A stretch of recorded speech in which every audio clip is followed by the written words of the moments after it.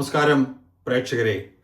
ഇന്ത്യയിൽ ഈ കഴിഞ്ഞ ഇടയ്ക്ക് FCRI ഫണ്ടിന്റെ ചില മേഖലകളിലുള്ള നിയന്ത്രണങ്ങളുമായി ബന്ധപ്പെട്ട് പല വിവാദങ്ങളും നമ്മൾ കേൾക്കുകയുണ്ടായി.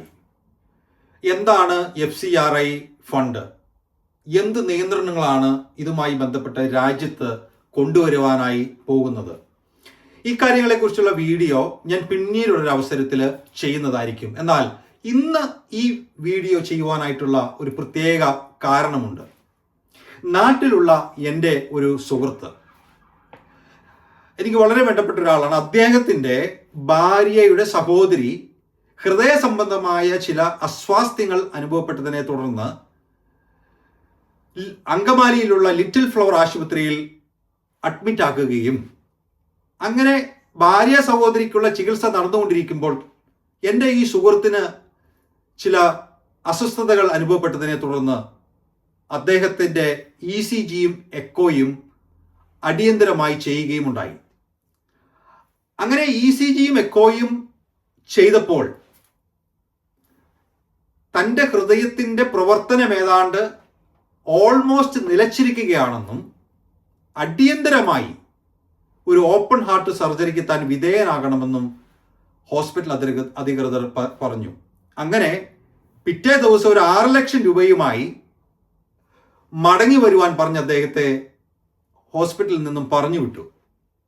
ഒറ്റ രാത്രി കൊണ്ട് 6 ലക്ഷം രൂപ തനിക്ക് ഉണ്ടാക്കുവാനായിട്ടുള്ള ഒരു ബുദ്ധിമുട്ടുള്ളത് കൊണ്ടും മറ്റാരോടും ചോദിക്കുവാൻ തൻ്റെ മനസ്സ് അനുവദിക്കാത്തത് കൊണ്ടും അദ്ദേഹം കേരളത്തിലെ ചില പ്രമുഖ ആശുപത്രികളായ കാരിത്താസ്, രാജഗിരി, അമല, ലിസി തുടങ്ങിയ സ്ഥാപനങ്ങളുമായി ബന്ധപ്പെടുകയും ഉണ്ടായി.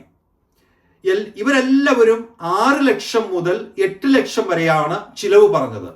കാരിത്താസ് ആശുപത്രി 8.5 ലക്ഷം രൂപയാകുമെന്നും പറഞ്ഞു. അങ്ങനെ ഇരിക്കുമ്പോഴാണ് ഇദ്ദേഹത്തിന്റെ മറ്റൊരു സുഹൃത്ത് ഈ പുട്ടപൂർത്തിയിലുള്ള സത്യസായി ബാബ ഹോസ്പിറ്റലിനെ കുറിച്ച് തന്നോട് പറയുന്നതും തുടർന്ന് താൻ ഈ പറഞ്ഞ ഹോസ്പിറ്റലുമായി ബന്ധപ്പെടുകയും ഉടനെ തന്നെ തന്റെ ഭാര്യയെയും കൂട്ടി പുട്ടപൂർത്തിയിലുള്ള സത്യസായി ബാബ ഹോസ്പിറ്റലിൽ പോയി അഡ്മിറ്റ് ആകുകയും ചെയ്തു.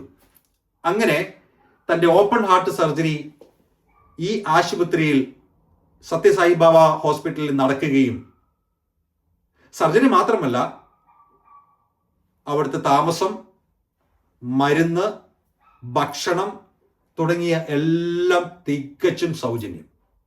സർജറി കഴിഞ്ഞ് ഡിസ്ചാർജായി മടങ്ങിപ്പോരുമ്പോൾ 3 മാസത്തേക്ക് ആവശ്യമായിട്ടുള്ള മരുന്നും അവർ ഫ്രീ ആയിട്ട് കൊടുത്തുവിട്ടു. ഇനി അതുമാത്രമല്ല, പുട്ടപൂർത്തിയിൽ നിന്നും ഇദ്ദേഹം താമസിക്കുന്നത് ചാലക്കുടിയിലാണ്. ചാലക്കുടി വരെ പോകുവാനായിട്ടുള്ള ട്രെയിൻ ടിക്കറ്റിന്റെ പൈസ കൂടി അദ്ദേഹത്തിന്റെ കയ്യിൽ കൊടുത്തു എന്ന് പറഞ്ഞാൽ നിങ്ങൾക്ക് വിശ്വാസം വരുമോ? എന്നാൽ നിങ്ങൾ വിശ്വസിക്കണം. അദ്ദേഹം ഈ കാര്യങ്ങൾ ഞാനുമായി ഷെയർ ചെയ്തതിന് ശേഷം ഈ ആശുപത്രിയെക്കുറിച്ചും അവിടുത്തെ ചികിത്സാ രീതിയെക്കുറിച്ചും ഞാനൊന്ന് അന്വേഷിക്കുകയുണ്ടായി. അന്വേഷിച്ചപ്പോൾ എനിക്ക് അറിയാനായിട്ട് കഴിഞ്ഞത്, നിങ്ങൾ ഏത് ജാതിയിൽപ്പെട്ട ആളാണെങ്കിലും, നിങ്ങൾ ഏത് മതത്തിൽപ്പെട്ട ആളാണെങ്കിലും, നിങ്ങൾ ഏത് ഭാഷ സംസാരിക്കുന്ന ആളാണെങ്കിലും, നിങ്ങൾ ഏത് വർഗത്തിൽപ്പെട്ട ആളാണെങ്കിലും, ഇനി നിങ്ങളുടെ രാഷ്ട്രീയ കാഴ്ചപ്പാടുകൾ ഏത് തന്നെയാണെങ്കിലും, നിങ്ങൾ അർഹനാണോ, നിങ്ങൾക്കവിടെ ചികിത്സയും ഫ്രീ ആണ്. ഈ ആശുപത്രിയിൽ പൈസ അടയ്ക്കുവാനായിട്ടുള്ള കൗണ്ടർ, അതായത് ക്യാഷ് കൗണ്ടർ, അങ്ങനെ ഒരു സംഭവം ഇല്ല എന്ന് തന്നെ പറയാം. അത് മാത്രമല്ല, എന്നെ ഏറ്റവും കൂടുതൽ അതിശയിപ്പിച്ച മറ്റൊരു കാര്യം കൂടിയുണ്ട്. ഈ ആശുപത്രിയിൽ സമ്പന്നർക്കും നിർധനർക്കും ഒരേ പരിഗണനയാണ് കൊടുക്കുന്നത്. അവിടെ താമസിക്കുവാനായിട്ടുള്ള മുറികൾ, പരിചരണം, മരുന്ന് തുടങ്ങിയവയെല്ലാം ഏറ്റവും ഉയർന്ന ഗുണനിലവാരത്തിലുള്ളതാണ്. High class treatment. മാത്രമല്ല, അതിവിദഗ്ധ ചികിത്സ നടത്തുന്നതിന് വേണ്ടി അമേരിക്ക, കാനഡ, ജർമ്മനി, അങ്ങനെ ലോകത്തിന്റെ നാനാ ഭാഗങ്ങളിൽ നിന്നുമാണ് ഡോക്ടർമാർ ഈ പുട്ടപൂർത്തിയിലുള്ള സത്യസായി ബാബ ആശുപത്രിയിൽ വരുന്നത്. അതും എല്ലാം തികച്ചും ഫ്രീ. ഇക്കാര്യങ്ങൾ എന്നെ അതിശയിപ്പിച്ചുവെങ്കിലും എന്നെ അതിശയിപ്പിച്ച കാര്യം മറ്റൊന്നാണ്. കേരളത്തിലെ മാധ്യമങ്ങൾ, വെറും മാധ്യമങ്ങളല്ല, മാമാ മാധ്യമങ്ങൾ എന്തുകൊണ്ട് ഇക്കാര്യം ജനങ്ങളിൽ നിന്ന് മറച്ചു വെക്കുന്നു? നമ്മുടെ നാട്ടിലുള്ള മാധ്യമങ്ങൾക്ക് ചില രാഷ്ട്രീയ പാർട്ടികളുടെയും അതുമല്ലെങ്കിൽ ചില കോർപ്പറേറ്റ് ഭീമന്മാരുടെയും മൂട് താങ്ങാതെ നിലനിൽക്കാൻ കഴിയുകയില്ല. ഇവരുടെയൊക്കെ സ്പോൺസർഷിപ്പ് ഇല്ലാതെ അവരുടെ ചാനൽ നടത്തിക്കൊണ്ടു പോകാൻ കഴിയുകയില്ല എന്നുള്ളതാണ് സത്യം.